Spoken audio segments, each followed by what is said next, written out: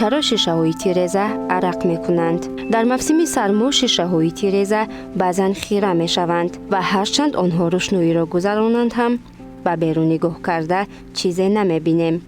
چون این حالت برای آن روی می‌دهد که هوای خانه به سطح نهایت سرد شیشه برخورده به قطره‌های خرد آب تبدیل می‌شوند. چون این تبدیل شوی گاز به مایع کاندنساسیا و یا مائع شوی نام دارد.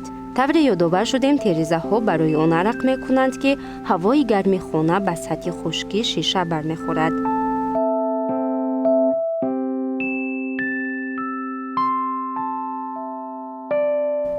تبدیل شوی حالت آب را به یگان ظرف ریخته به سرپوش آن را به یخدان گذارید. پس از چند ساعت آن به یخپاره تبدیل می شود. آن ظرف را از یخدان گرفته بروی میز گذارید. پس از چند ساعت یخ از نو آب می شود.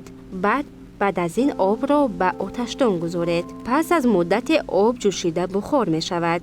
همین طور در یک مدت کوتاه شما 3 حالت تبدیل شوی آب را مشاهده می کنید.